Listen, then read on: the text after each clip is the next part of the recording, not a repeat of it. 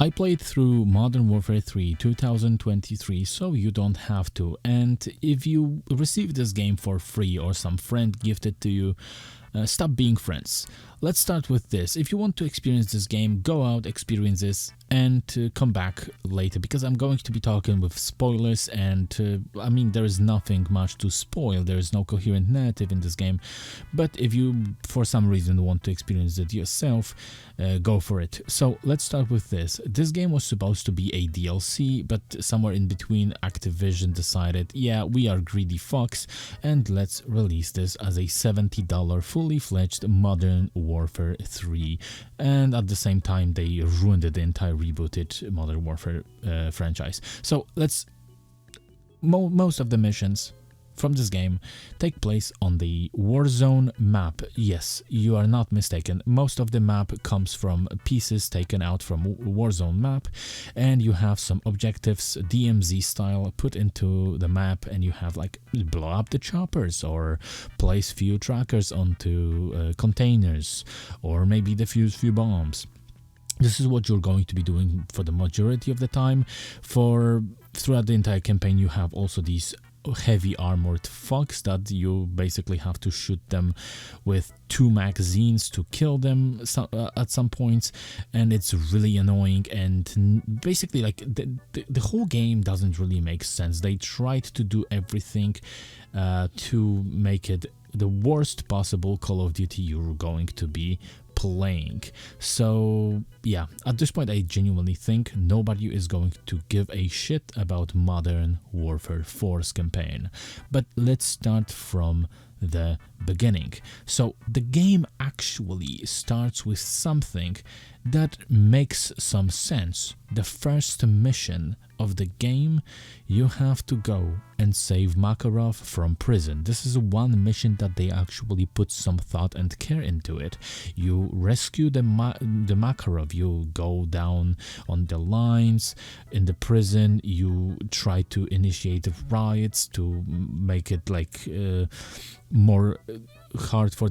to make it harder for the guards to actually stop you from doing what you're doing, and it makes some sense. But this is the one and only mission that actually makes sense. Graphically it looks nice, it works, and yeah, then you see the Makarov, babyface Makarov. He's just a Russian dude who has a baby face, and they try to show you and portray him like, oh yeah, he is this menacing fuck, but he isn't. Then second mission, you switch to Farah, and you have to slap few trackers on the containers, because this is the second mission in the game is already a lazy DMZ style mission, and the next one, and the next one, and the next one, and probably the fourth or fifth mission is actually scripted. And then you go back to DMZ style maps. Sometimes the game tries to portray, oh, like, hey, you can actually try to perform this stealthy.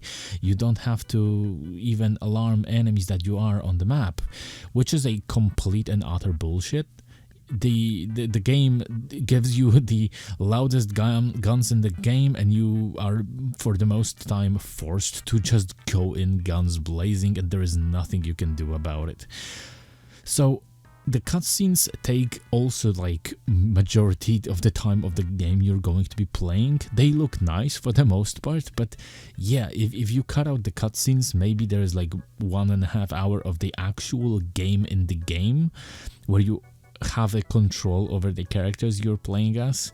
The story makes no actual sense. Some janitor in his broom closet wrote it on a knee, and I can't believe, like, I don't believe this came out from any like writing room. There is no actual way someone competent wrote it, because this is one of the stupidest storylines in the game. And to be completely honest, there is no storyline. They didn't even have an ending for the game, so they decided to just go out and kill Soap. There is no like weight put into it. Nothing happens.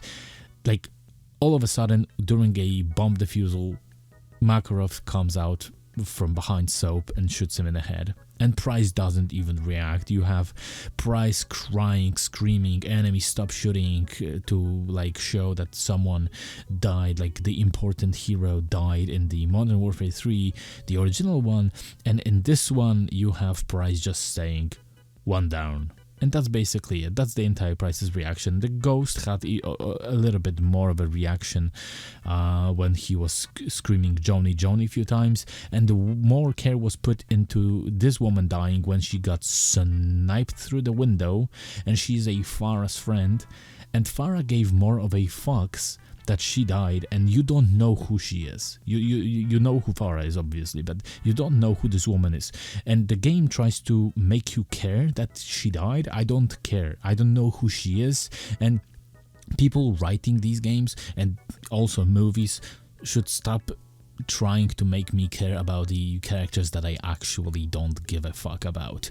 So she puts more emotions into this scene than Price put when Soap died. It is actually hilarious. In these games, no one is really gone. Alex is alive, Graves is alive.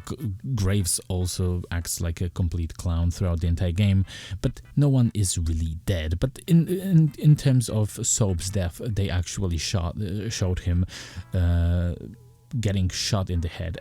And yeah, the No Russian mission. Let's start from this. They tried to make it like, oh, this is going to happen so much, so something good is going to happen. You have this woman Samara from Farah's army, which basically her army is all women, which is comical. And yeah, she is in the plane, and Makarov people put a vest onto her. Like Makarov himself puts a vest, suicide vest, onto her and throws out the plane into the crowd. And she is holding this gun, by the way, like it's nailed to her hand like guns of akimbo. Instead of throwing it away and showing, hey dudes, I'm not a threat, I want to turn off this bomb. Yeah, she just holds this gun, and she could have just taken this vest off, because like they didn't show us anything that they strapped it onto her or something. She could have even jumped out of the plane because no one was guarding her, okay? She could have just run for it and jump out of the plane, save hundreds of lives, and she did nothing. This is probably one of the stupidest scenes I've seen in the video game ever. Also, this mission, right now you see on the screen, you have Farah and Price trying to stop the missiles from launching.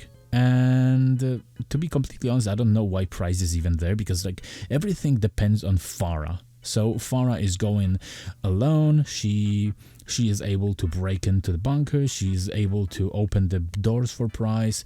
She is able to do everything by herself. Price is useless in this game, and to be completely honest, if she did it by herself, going full stealth, she could have just done it faster and maybe no missiles would actually leave the base.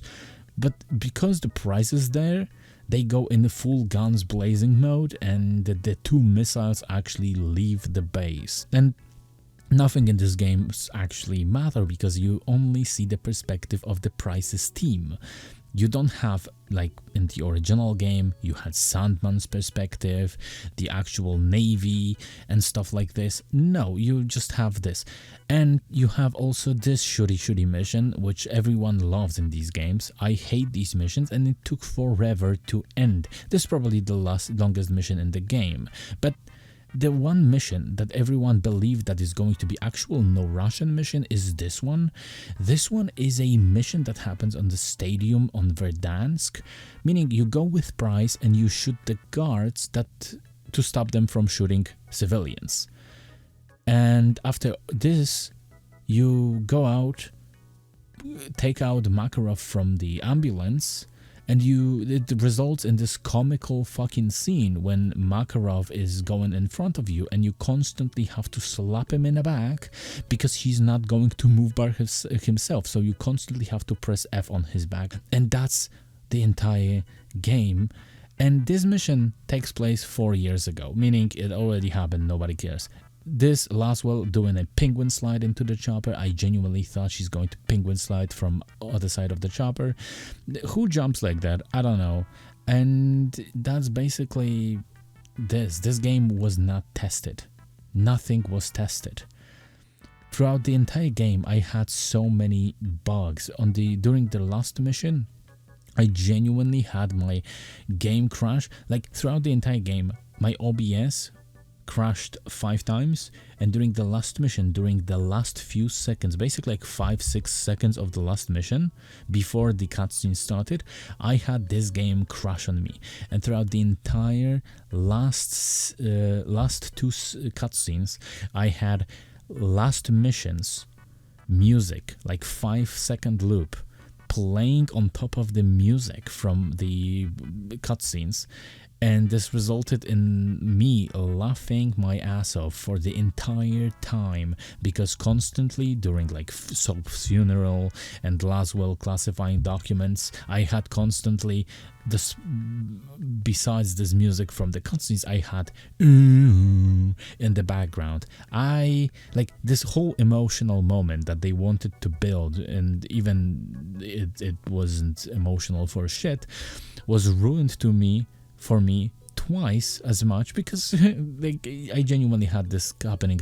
Brain dead enemies also happen in this game. You never saw it coming. And this one that I ran into the tower to stop the missiles from launching, I had to close the hatch, and I couldn't close the silo because there were enemies outside the tower. For the entire game, I also had this CPU temp is too high in the corner, because my CPU without the water cooling, which I don't have, gets really hot even when I'm playing NES games, and that results in me not being able to turn this shit off, and I had to play majority of the game with CPU temp is too high because Activision is stupid.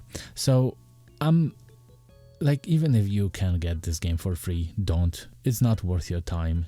Gollum is a better game than Call of Duty's campaign at this point. At least Gollum made some sense. This game made no sense at all. And I will, like, if friend gifts it to you, like, stop being friends.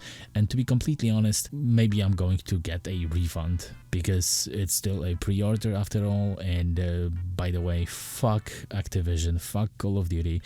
This is the last Call of Duty I'm pre-ordering and buying. Bye.